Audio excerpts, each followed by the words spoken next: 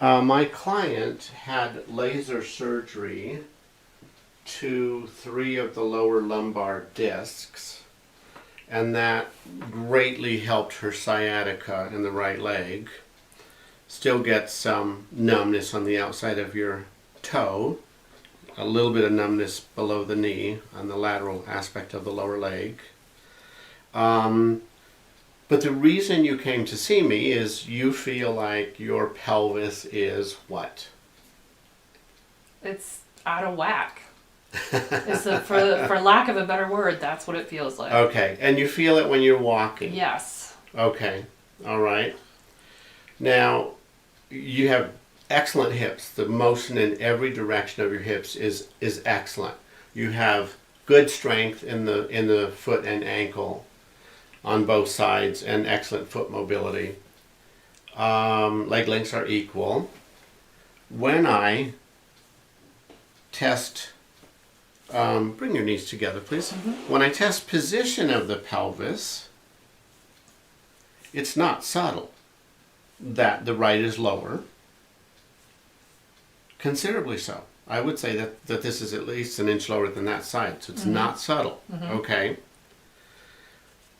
When I induce rotation of the whole pelvis by springing on the left side, I can push and take up the slack. There's a stop point. And then I add an additional thrust with the same amount of force, and the pelvis springs and comes back. Okay?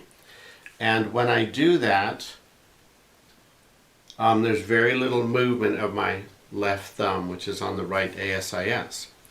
Now when we do the right side, it gets interesting. It feels like it immediately translates motion in the transverse plane. This left ASIS immediately raises up. Okay, so that's an abnormal movement. And the other thing is that the slack takes up so quickly, and then I try and get some spring mobility, and there is no spring on the right side. Okay, lie on your stomach.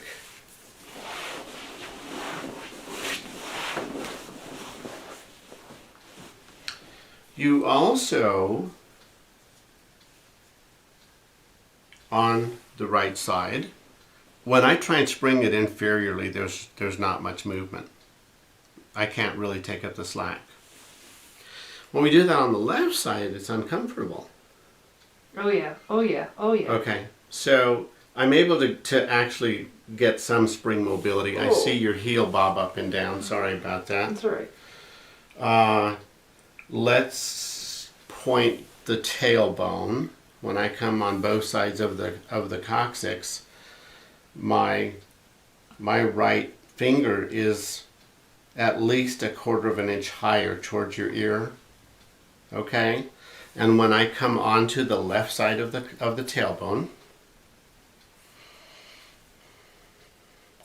and then I try to spring it to the right, there's no give.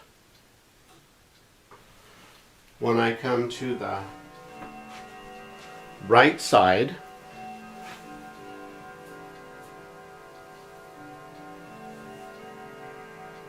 it moves. The force translates through it and into the pelvis. Your whole pelvis moves with the same amount of slight force. Okay? So we call that a left side bent coccyx. The sacrum is rather symmetrical when you're on your stomach, but let's have you sit up and bend forward. So face away from me. And then, yeah, beautiful. Scoot over to the right a little bit further so you're away from that crease. Okay? And the finding of the sacrum is that when you are in flexion, I'm on the PSISs here. This is S2. This is S1. I can thrust with my thumb, and movement translates through the through the body, through the SI joint and through the lumbar, and I see your whole body move. My right thumb on the lower sacrum is prominent. When I spring through my left thumb, we get movement through your whole body. And when I try to spring, I'm doubling or tripling that force. There's no movement. Do you feel that? Yes. Okay.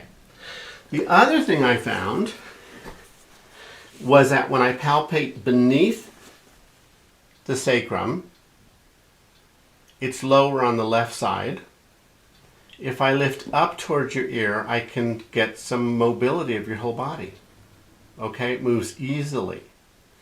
When I lift up on the left, I'm putting a lot more force than I did on the right, and I don't get movement. Do you feel that? Yes. Okay. So we name your whole presentation a right anterior ilium, and that's a movement more so than a positional definition. Okay? It's based on the fact that when I try to spring it, when you're laying on your back, I try to spring it so the pelvis rotates backwards, primarily on the right. It's stuck. So that meets my definition of an anterior ilium. I'm not saying the ilium rotated on the sacrum. I'm not saying this is a sacroiliac problem. But I am stating that I am measuring movement that translates through the SI joint. Okay? If it really was the ilium rotating on the sacrum, I would expect to see some asymmetry at the pubic joint, and I did not see that. So I think this is just the whole pelvis being twisted on the hip joints. That would be good. All right? Does the sacrum really twist in a torsion inside the SI joint? Nobody knows. Nobody's done the research. It's simply an unknown. And this could be a muscle problem facilitated by your nervous system, and we have blocked mobility, and my goal is to unblock that and see if we can alter your sense of pelvic asymmetry. Okay? Okay. And also, hopefully that reduces nociception, and hopefully that results in decreased pain. That'd be great.